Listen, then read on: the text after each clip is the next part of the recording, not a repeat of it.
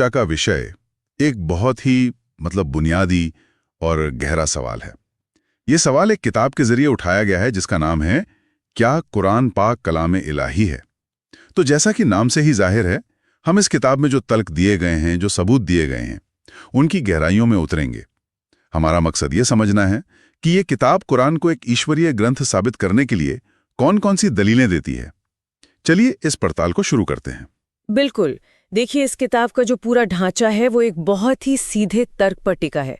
वो ये कि कुरान में कुछ ऐसी असाधारण विशेषताएं हैं जो किसी भी इंसान के क्षमता से बाहर की बात है। खास तौर पर आप सोचिए 1400 साल पहले के अरब समाज के किसी व्यक्ति के लिए, और किताब इन्हीं विशेषताओं को एक एक करके सबूत के तौर पर सामने रखती है। ठीक है, तो चलिए इसे खोलते हैं। किताब का जो सबसे पहला और मैं कहूँगा आज के दौर में सबसे ज्यादा चर्चा में रहने वाला दावा है, वो कुरान में मौजूद वैज्ञानिक संकेतों से जुड़ा है। ये सुनने में ही काफी बड़ा दावा लगता है। हाँ, और ये किताब के तर्क का एक मुख्य स्तंभ है। लेखक इस बात पर जोर देते हैं कि कुरान में ब्रह्मांड की उत्पत्ति, गर्भ में बच्चे के विकास के जो चरण होते हैं वो, पहाड़ों की भूवैज्ञानिक भूमिका और पानी का जो चक्र होता है, ऐसी कई बातें बताई गई हैं। और उनका कहना है कि ये बातें सिर्फ अंदाजा नहीं है, बल्कि आधुनिक विज्ञान की जो खोजें हैं उनसे काफी हद तक मेल खाती हैं। एक मिनट, यहाँ थोड़ा रुकते हैं। क्या किताब में इसका कोई ठोस उदाहरण दिया गया है? क्योंकि ऐसे दावे तो अक्सर काफी सामान्य होते हैं। बिल्कुल। नींद नहीं आ रही थी तो मस्ती में एआई से पूछ लिया, मेरा घर कब बनेगा? एआई। बिल्कुल। किताब सबसे ज्यादा जोर देती है भ्रूण विज्ञान यानी एम्ब्रियोलॉजी पर। कुरान में इंसान के विकास के कुछ चरणों का जिक्र है। एक चरण को अलका कहा गया है। अरबी में इसके कई मतलब हैं, जैसे जोंक या चिपकी हुई चीज या खून का थक्का। अच्छा। किताब का तर्क ये है कि शुरुआती हफ्तों में भ्रूण गर्भाशय की दीवार से ठीक उसी तरह चिपकता है और उससे पोषण लेता है जैसे एक जोंक खून चूसती है। और सच कहूं तो दिखने में भी वो एक जोंक जैसा ही होता है। अच्छा, तो यहाँ सिर्फ जिक्र नहीं है बल्कि एक खास तरह की उपमा, एक एनालॉजी का इस्तेमाल किया गया है। ये दिलचस्प है। और इसके आगे? इसके बाद एक और चरण आता है, मुद्गा। इसका मतलब है चबाया हुआ मांस का लोथड़ा। अब देखिए, आधुनिक विज्ञान हमें बताता है कि कुछ हफ्तों बाद भ्रूण पर सोमाइट्स बनने लगते हैं, जो रीढ़ की हड्डी और मांसपेशियों की शुरुआत होते हैं। और इनकी वजह से भ्रूण की सतह पर निशान जैसे दिखते हैं, ठीक वैसे ही जैसे किसी चीज को दांतों से चबाने पर बनते हैं। तो किताब का तर्क ये है कि ये सटीक उपमाएं, ये एनालॉजीज 1400 साल पहले कोई कैसे दे सकता था, जब इन चीजों को देखने के लिए न माइक्रोस्कोप था न कोई और तकनीक। तो किताब का असली तर्क ये हुआ कि ये सिर्फ एक संयोग नहीं हो सकता। लेकिन क्या आलोचक ये नहीं कह सकते कि इन आयतों की वैज्ञानिक व्याख्या बाद में की गई है, एक तरह की रेट्रोफिटिंग? हाँ, ये एक बहुत वाजिब सवाल है। किताब सीधे तौर पर इस शब्द का इस्तेमाल तो नहीं करती, लेकिन उसका जवाब इस सवाल में छिपा है कि पैगंबर मोहम्मद को ये जानकारी मिली कहाँ से होगी। वो एक ऐसे समाज में रहते थे जहाँ वैज्ञानिक विकास तो न के बराबर था। ये ज्ञान न तो उस समय की यूनानियों के पास था, न भारतीयों के पास। तो स्रोत क्या हो सकता है? या तो ये पैगंबर मोहम्मद की अपनी सोच थी, या फिर ये ईश्वर की ओर से आया हुआ ज्ञान है और एक अनपढ़ व्यक्ति के लिए ऐसी कल्पना करना असंभव माना गया है। ठीक है, भ्रूण विज्ञान के अलावा क्या कोई और वैज्ञानिक उदाहरण है जिस पर किताब जोर देती है? हाँ, एक और मजबूत उदाहरण पहाड़ों के बारे में दिया गया है। कुरान में जिक्र है कि पहाड़ों को जमीन पर खूंटों या मेखों की तरह गाड़ दिया गया है। खूंटों की तरह मतलब पेग्स? हाँ, पेग्स की तरह, ताकि जमीन हिले नहीं। किताब इसे आधुनिक भूविज्ञान के आइसोस्टेसी के सिद्धांत से जोड़ती है। यह सिद्धांत बताता है कि पहाड़ सिर्फ सतह पर नहीं होते, बल्कि उनकी गहरी जड़ें होती हैं जो जमीन के नीचे मेंटल में धंसी होती हैं, ठीक एक खूंटे की तरह। और यही जड़ें टेक्टोनिक प्लेट्स को स्थिरता देती हैं। अच्छा, तो किताब का पहला पिलर है ऐसा ज्ञान जो उस जमाने में किसी इंसान के पास हो ही नहीं सकता था, और ये तर्क विज्ञान पर आधारित है। लेकिन विज्ञान तो बदलता रहता है। क्या किताब में कोई ऐसी दलील भी है जो समय के साथ ना बदले, जैसे कि भाषा या साहित्य? बिल्कुल, और यहीं से हम किताब के दूसरे मुख्य तर्क पर आते हैं, कुरान की साहित्यिक और भाषाई उत्कृष्टता। यह एक ऐसा पहलू है जिसे समझना शायद आज हमारे लिए थोड़ा मुश्किल हो, लेकिन उस समय के अरबों के लिए यह सबसे बड़ी चीज थी। ऐसा क्यों? मतलब उस समाज में भाषा का इतना क्या महत्व था? देखिए, उस दौर के अरब अपनी भाषा और अपनी कविता पर बहुत ज्यादा गर्व करते थे। भाषा ही उनकी पहचान थी, उनका मनोरंजन, उनका इतिहास, सब कुछ। बड़े बड़े कवि समाज के हीरो माने जाते थे। उनके एक एक शब्द की कीमत थी, वो भाषा के उस्ताद थे। किताब बताती है कि जब इन भाषा के माहिरों ने कुरान को सुना तो वो हैरान रह गए। किस बात से हैरान हुए? क्या वो बहुत अच्छी कविता थी? यही तो अनोखी बात है। किताब समझाती है कि कुरान की शैली न तो पूरी तरह से कविता जैसी थी, जिसमें एक तय छंद और तुकांत हो, और न ही यह साधारण बातचीत या भाषण जैसा गद्य था। ये दोनों के बीच की एक ऐसी चीज थी जिसे पहले कभी किसी ने सुना ही नहीं था।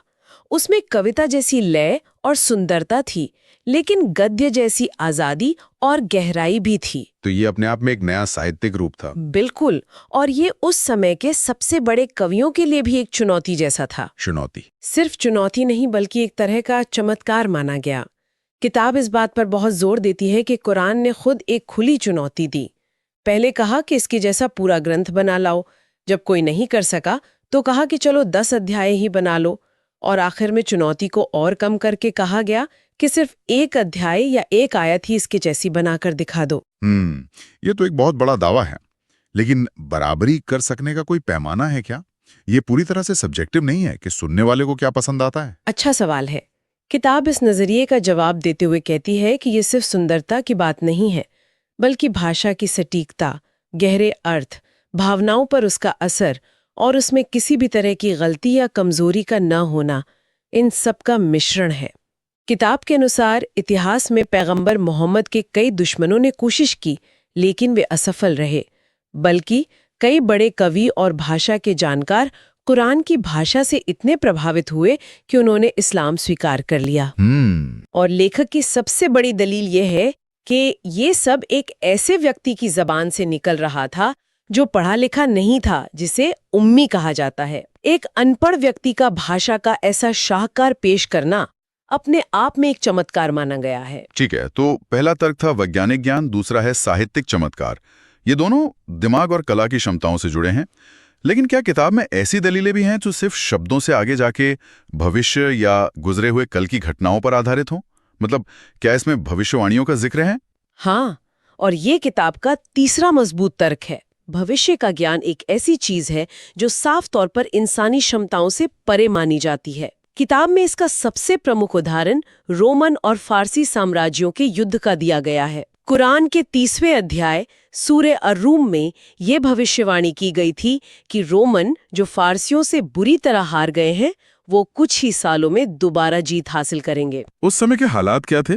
क्या ये भविष्यवाणी वाकई इतनी असंभव लग रही थी? बहुत ज्यादा।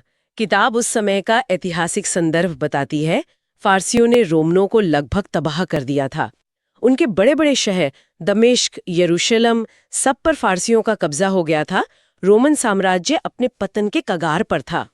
उस वक्त कोई सोच भी नहीं सकता था कि रोमन साम्राज्य पलटवार करेगा, और वो भी सिर्फ कुछ सालों के अंदर। तो ये एक बहुत ही सटीक और जांची जा सकने वाली भविष्यवाणी थी। और इतिहास में क्या हुआ?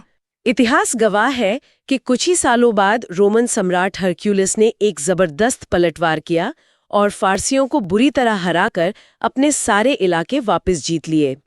किताब का तर्क है कि इस तरह की सटीक राजनीतिक और सैन्य भविष्यवाणी करना किसी इंसान के बस की बात नहीं है। ये तो हुई भविष्य की बात। क्या गुजरे हुए जमाने की ऐतिहासिक सटीकता के बारे में भी कोई खास दलील दी गई है? हाँ, और ये बहुत ही बारीक नुक्ता है। किताब कहती है कि कुरान में प्राचीन मिस्र के लोगों और पैगंबरों के बारे में जो जानकारी है वो ऐतिहासिक रूप से सटीक है। एक खास उदाहरण हजरत यूसुफ और हजरत मूसा के समय के मिस्र के शासकों के लिए इस्तेमाल किए गए शब्दों का है। कुरान में हजरत यूसुफ के समय के शासक को बादशाह यानी किंग कहा गया है, जबकि हजरत मूसा के समय के शासक को फेरौन यानी फैरो कहा गया है। इसमें क्या खास बात है? दोनों तो शासक ही थे। खास बात यह है कि आधुनिक मिस्र विशेषज्ञ इजिप्टोलॉजिस्ट बताते हैं कि फेरोन की उपाधि का इस्तेमाल शासकों के लिए मिस्र के न्यू किंगडम काल में ही शुरू हुआ था, जो कि हजरत मूसा का समय था। उससे पहले ओल्ड और मिडिल किंगडम में, जो हजरत यूसुफ का समय माना जाता है, शासकों को सिर्फ राजा या बादशाही कहा जाता था। एक मिनट, ये जानकारी तो आधुनिक खोजों से सामने आई होगी। बिल्कुल। किताब का सबसे मजबूत पक्ष यही है। ये बारीक फर्क तो दुनिया को 19वीं सदी में रोसेटा स्टोन की मदद से प्राचीन मिस्र की चित्रलिपि यानी हायरोग्लिफिक्स को समझे जाने के बाद पता चला। तो मतलब तो किताब ये सवाल उठाती है कि 7वीं सदी के अरब में रेगिस्तान में रहने वाले एक अनपढ़ व्यक्ति को ये बारीक ऐतिहासिक फर्क कैसे पता चला, जिसे जानने में दुनिया को और 1200 साल लग गए। ये वाकई एक बहुत ही खास डिटेल है। अच्छा, ये सारे तर्क बाहरी सबूतों पर आधारित हैं, विज्ञान, इतिहास, भाषा। क्या किताब अंदर से, यानी खुद कुरान के पाठ की बनावट को लेकर भी कोई दलील देती है? जैसे क्या ये अपने आप में सुसंगत है? हाँ, और ये किताब का चौथा और आखिरी तर्क है कुरान की आंतरिक स्थिरता, मतलब उसमें किसी भी तरह के विरोधाभास या कॉन्ट्रडिक्शन का न होना। ये बिंदु इसलिए बहुत महत्वपूर्ण है क्योंकि ये कुरान के सामने आने के तरीके से जुड़ा है। तरीके से आपका क्या मतलब है? నాకు నా లైఫ్ మళ్ళా కావాలి ఫిక్స్ అది నాకేం చేసి ఉండదు मतलब है किताब इस पर प्रकाश डालती है कि कुरान एक ही बार में एक पूरी किताब की शक्ल में नहीं आया। ये 23 साल की एक बहुत लंबी अवधि में अलग अलग मौकों और परिस्थितियों में जरूरत के हिसाब से थोड़ा थोड़ा करके सामने आया। 23 साल, ये तो एक पीढ़ी के बराबर का समय है। इस दौरान तो हालात पूरी तरह बदल गए होंगे। एक इंसान की अपनी सूझबूझ ने लंबे समय में बदल जाती है। ठीक यही किताब का तर्क है। आप सोचिए, इन 23 सालों में शांति का समय भी था और युद्ध का भी। कभी जीत मिली तो कभी हार का सामना करना पड़ा। समाज बन रहा था, नए कानून आ रहे थे, व्यक्तिगत सवालों के जवाब दिए जा रहे थे, ब्रह्मांड की बात हो रही थी।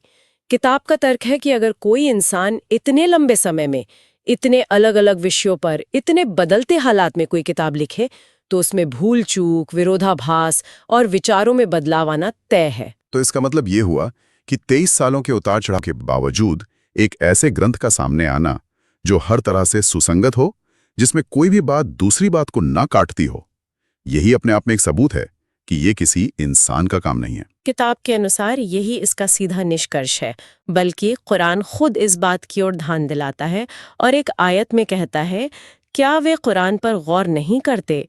अगर ये अल्लाह के सिवा किसी और की तरफ से होता तो वे इसमें बहुत से विरोधाभास पाते।